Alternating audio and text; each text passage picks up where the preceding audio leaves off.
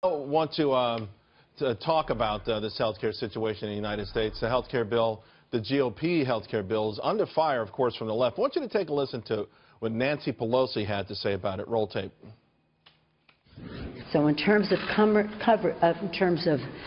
insurance coverage, it's immoral. In terms of giving money to the rich at the expense of working families, it is indecent and wrong.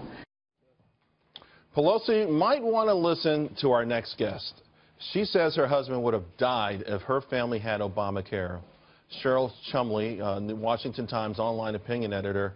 Cheryl, thanks for joining us. Share your story with us, please.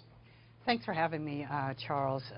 Yes, just in brief to run down the highlights. In April of 2008, my husband suffered a massive heart attack. I was alerted to that. His boss called me while I was at work.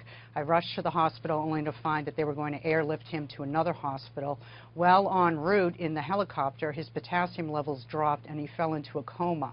He stayed in that coma for 10 days while intensive care nurses and doctors worked round the clock, 2 specialty teams for him to keep him alive. During the course of that treatment, they inserted a balloon pump in his leg to keep the blood flowing to his heart, and he ended up having his leg amputated.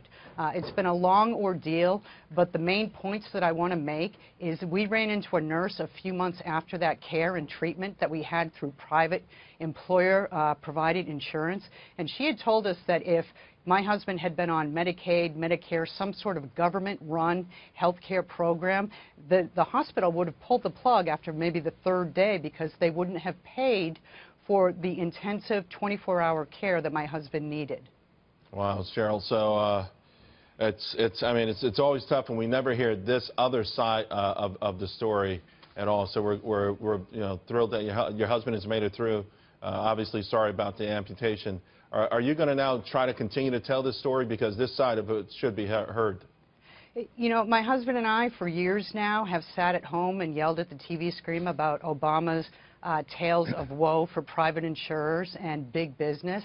And it was Jimmy Kimmel and his remarks that led me to tell this story. So as long as people want to hear the other side, I'm available. Thank you very much, Cheryl. We appreciate it. Thank you.